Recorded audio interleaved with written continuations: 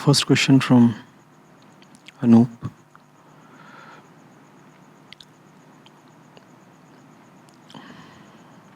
He says, when I read how the little man thinks and operates, most of the thinking could be due to the experiences he went through and the environment he was brought up in till date. How does the little man come out of the conditioning he has been already subjected to? Does he have to strive to become a great man? Because both are similar when it comes to background and ambitions, apparently.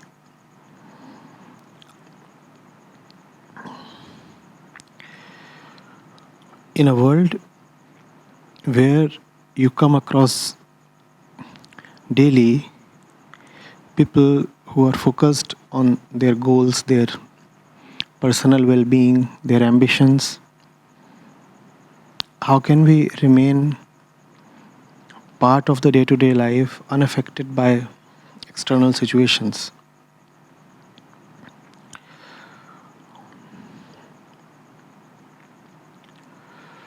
Then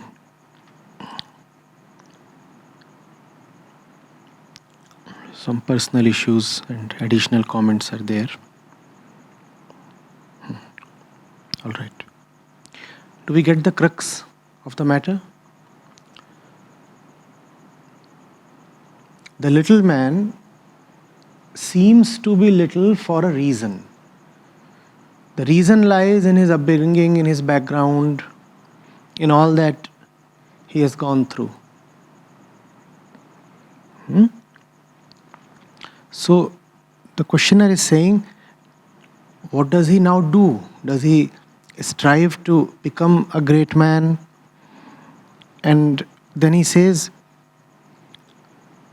when you daily come across people who have their own little ambitions, little plans, little personalities, little beliefs, how do you maintain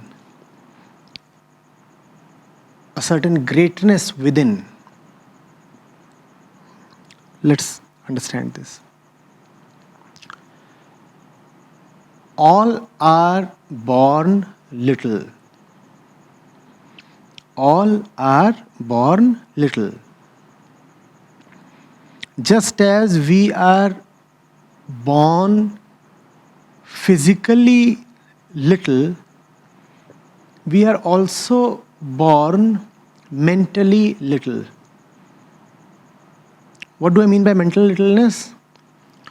It's only within a certain zone, a certain predefined zone that the mind operates. The child brings with herself an entire tranche of embedded conditioning.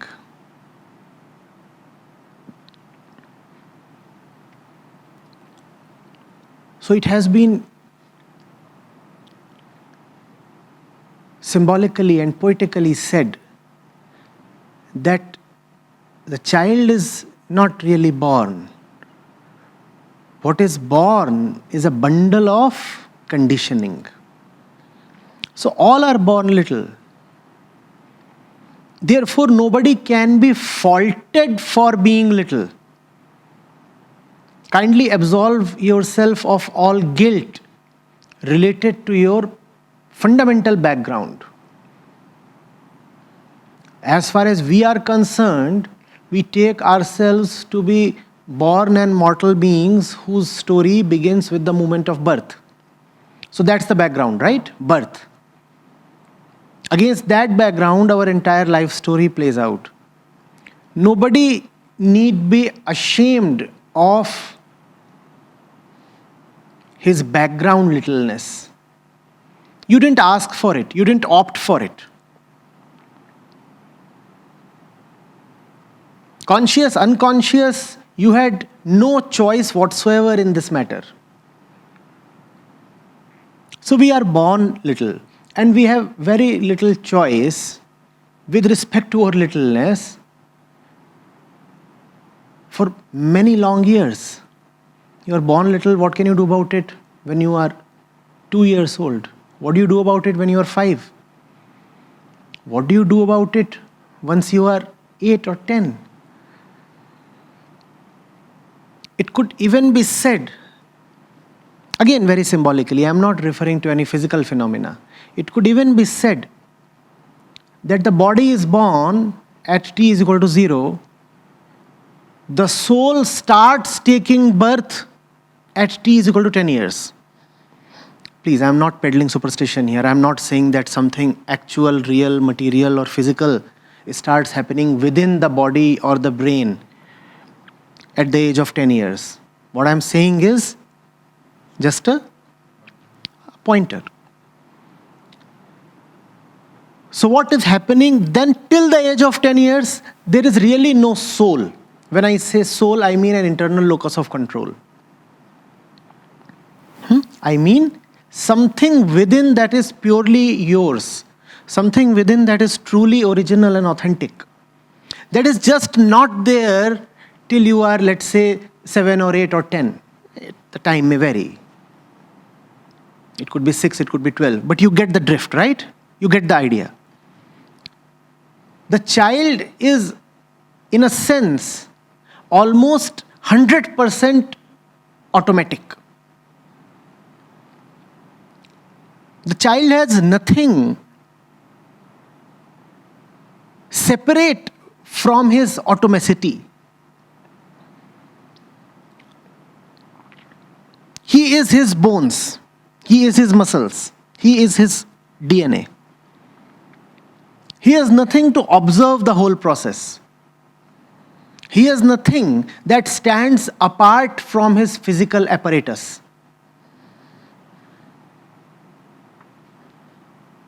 He has no capacity then for self-observation or reflection. We are talking of young kids, 5 or 7-year-olds. And then comes a point when the brain starts maturing enough, and when I say maturing, I just mean physical maturity.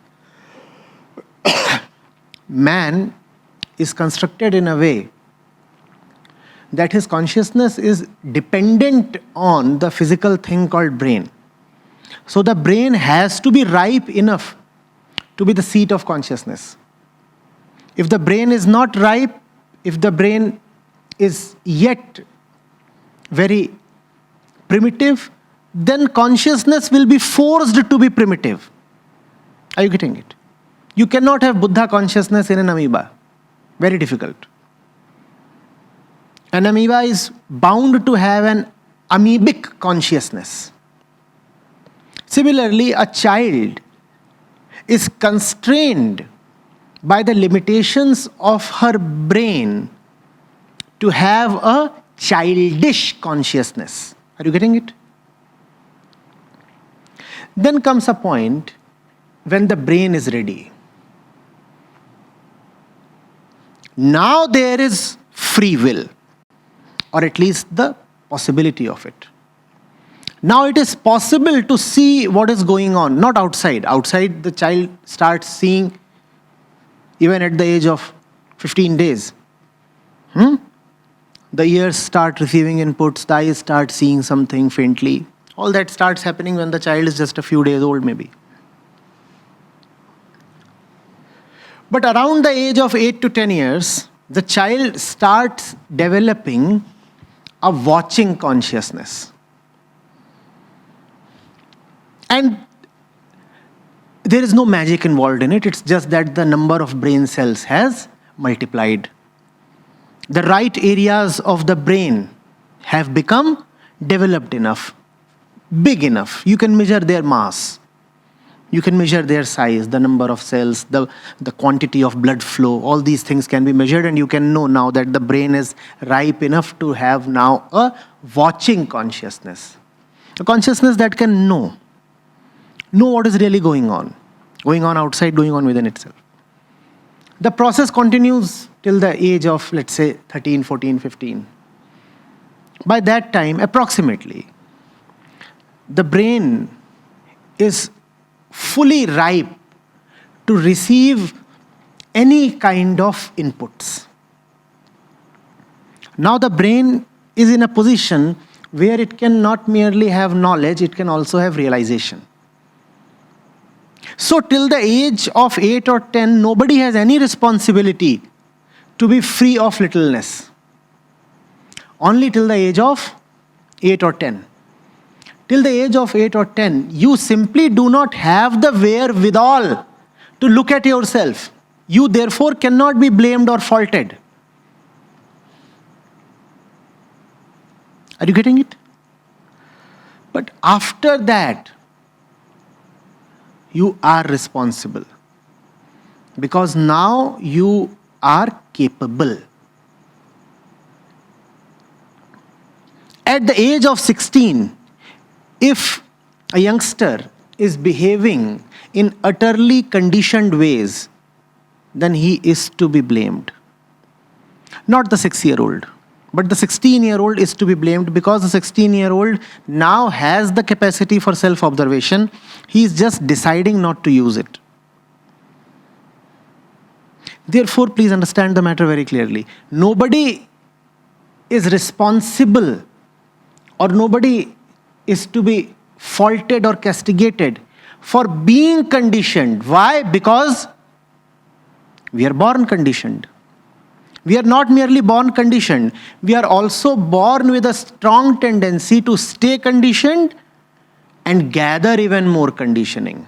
So that's the kind of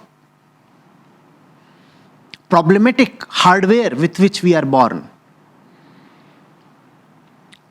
The way we are born not merely to stay conditioned, but also accumulate more conditioning depending on the already accumulated conditioning. Are you getting it? It's almost like dv by dt being proportional to v. Your acceleration is proportional to your velocity. Now what will happen? The more your velocity is, the more will be your acceleration. And the more your acceleration will be, the more your velocity will be. The more your velocity will be, the more your acceleration will be. It's a very dangerous situation. The curve will now be exponential. So we are born with some conditioning and we are born with the tendency to create layers and layers upon the kind of conditioning we are born with. So we must not blame ourselves. The blame does not lie there. The blame lies elsewhere. You are not to be faulted for being born conditioned, but you are to be surely faulted for not being responsible for your liberation. Are you getting it?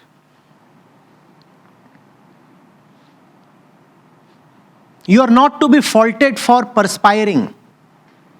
Everybody sweats, but you are to be faulted for not cleaning up, for not washing up. If you are stinking, it would be wrong to blame you for perspiring. What can you do? Perspiration is there in the body. But if you perspire, then it is your responsibility to wash up. Why don't you wash up? The little man is not to be blamed for being little. He is to be blamed for remaining little. Do you get the difference? It's an important difference. He is not responsible for not being little. He is responsible to do the maximum that he can to not to remain little. And therein lies now the difference between the little man and the big man or the great man. The great man is nothing but the little man who at some point says, it's no fun remaining little. Are you getting it? And he is born exactly similar to the little man. Now that puts the little man in the dock. If he could say that he doesn't want to remain little, why couldn't you? It is the presence of the great man that castigates the little man. If no greatness were possible at all, then there was no justification in pointing fingers at littleness. But greatness is possible. Greatness is possible, and it is materially proven in the shape, form, and figure of the great man. If he could do it, why couldn't you? He had all the vices that you have. He had all the tendencies that you have. He still has them. Some part of him will always remain little. Littleness is a congenital condition. You just cannot totally do away with it. You can tend towards complete freedom. Like in calculus, you can tend towards the absolute. You can tend towards being absolutely free, but you can never reach absolute freedom. A little bit will always remain. If he can do what he is doing and what he has done, in spite of all his littlenesses, why can't you? That is the question the little one has to answer.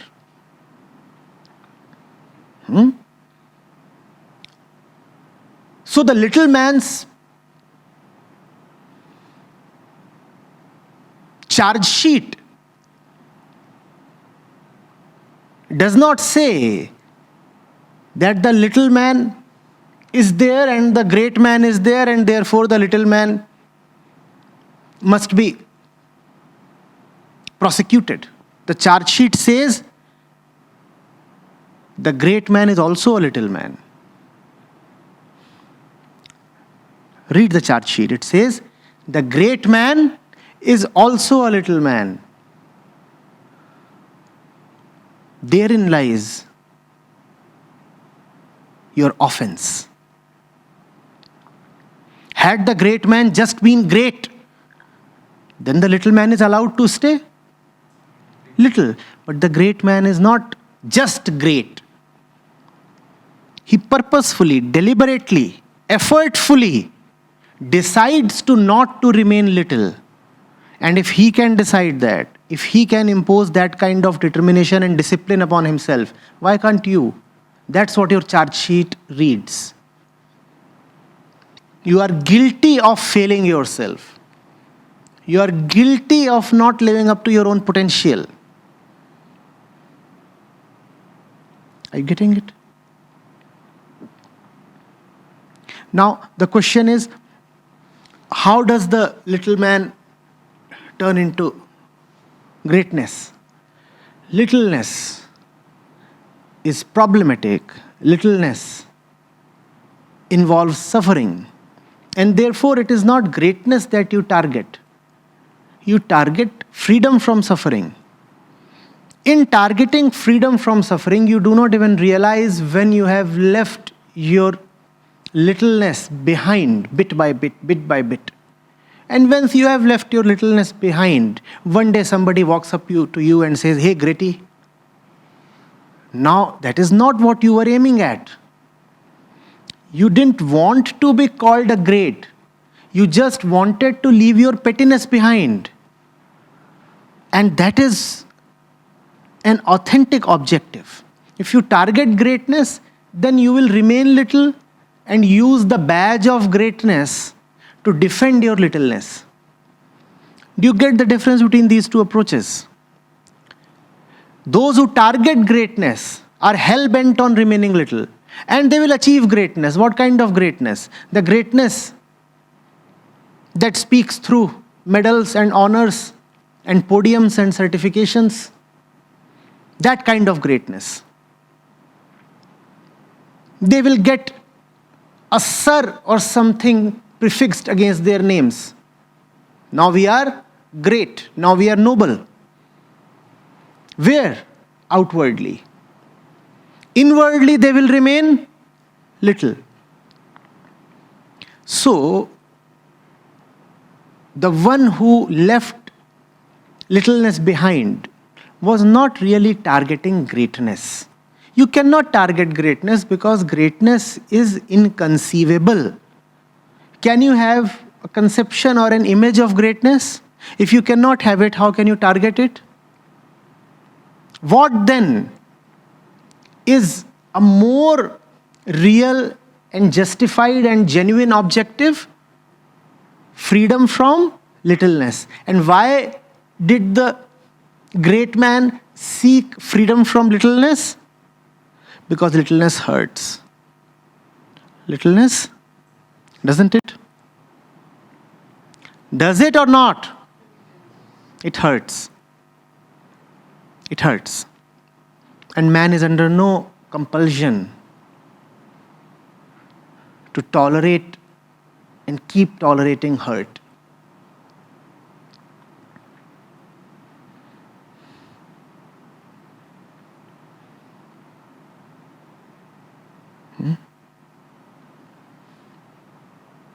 The little man, the hurt little man, tried and found that it was possible to be free of hurt and suffering and all the pettiness. He just had to compromise a little on his identity. He just had to give up a few things which he used to take as valuable. And it was possible to leave a little bit of hurt behind. And it encouraged him. He said, if even a minor movement can happen, then great distances are also possible, aren't they? The initial success spurred him on. He took bigger risks. He imposed greater discipline upon himself. He said, the returns are sweet. I want to invest more in this process. And bit by bit, day by day, decision by decision, event by event, he just kept leaving the littleness behind. One day the world started calling him great. Absolutely, he is not yet great, because the absolute is not a point to be ever achieved. Absolutely no one is great. The one you are calling as great is great just because he has left his relative littleness behind. Then where is absolute in all this? The absolute is grace. Without the blessings of the absolute, the little one couldn't have succeeded. In fact, the little one is succeeding because he is humble enough to realize that he is little. And because he is humble enough to realize that he is little, he tells himself, what I have done is a big thing.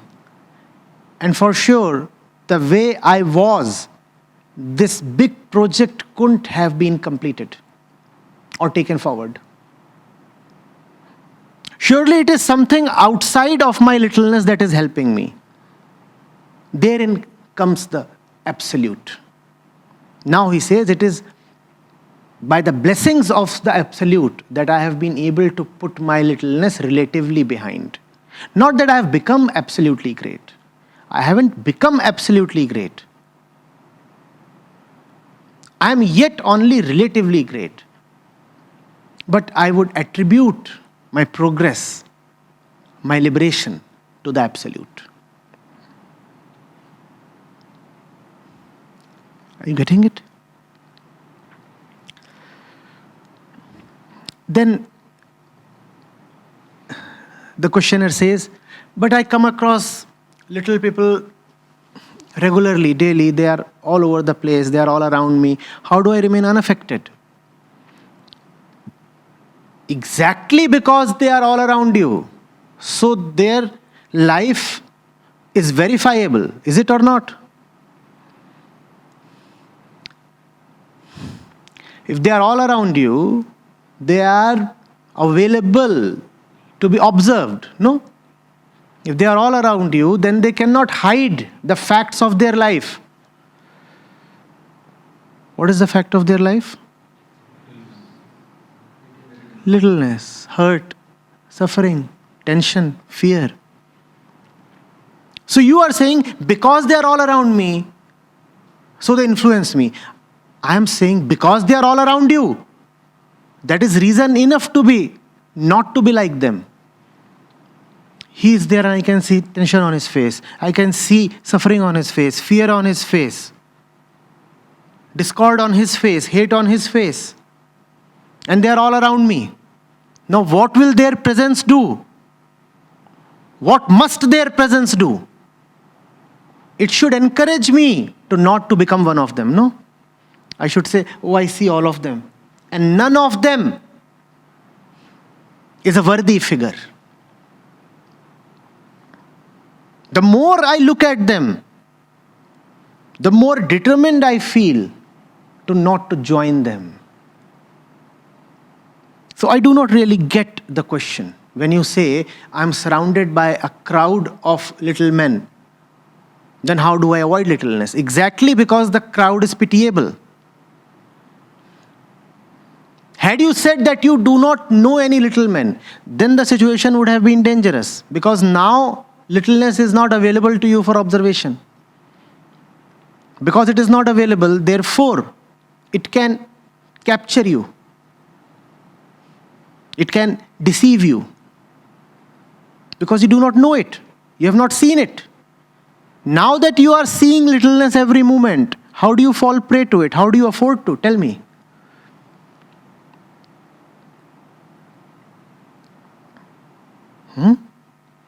The right intention has to be there, that's all.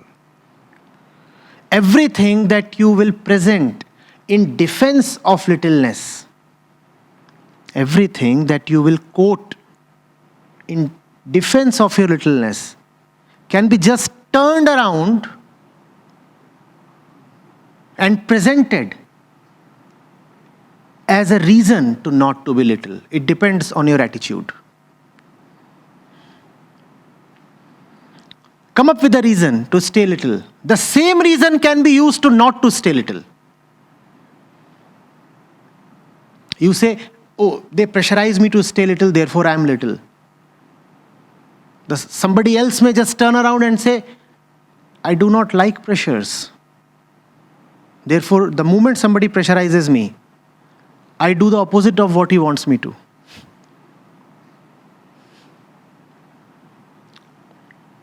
You are saying, I did what I did because he pressurized me. Somebody else may say, because he was trying to pressurize me, so I, with determination, insisted that I will not do what he wants me to do, because I don't work under pressure. So do not try to quote any reason or any factor in defense of littleness. Littleness cannot be defended. If you are defending littleness, you are actually saying that you want to condemn yourself to perpetual suffering, which is indefensible, is it not?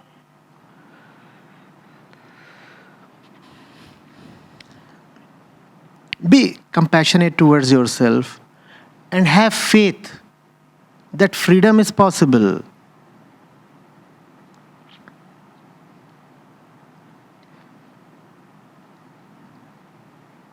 And life can be enjoyed really.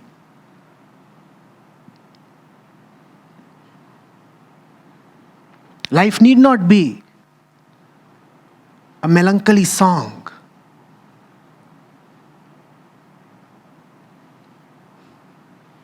It can be a symphony of ecstasy. That faith has to be there. Do not surrender so easily to the forces of littleness. They will keep telling you, who are you to demand freedom? You are just a petty fellow. Don't listen to them. By virtue of being conscious, you have all the rights to be liberated as well. Full stop. Irrespective of what your past is, irrespective of what your current conditions are, irrespective of what kind of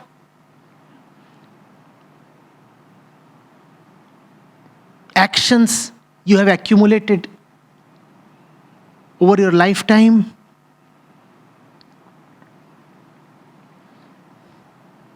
None of that matters.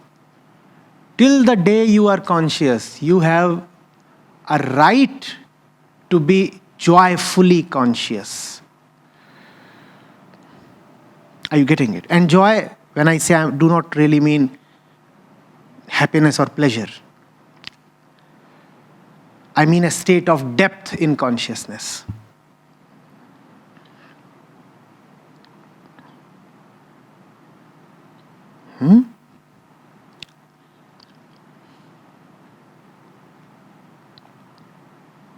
So the ball is always in our court. If we do not hit it right, we are responsible. What's more, you do not just get one chance to hit it right. Every passing moment is an opportunity to fire in a fresh serve.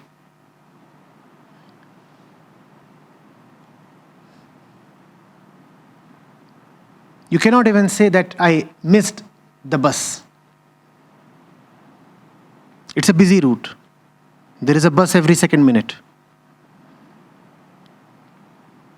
And if you are found never boarding any bus, then it is not your misfortune. It is your misjudgment.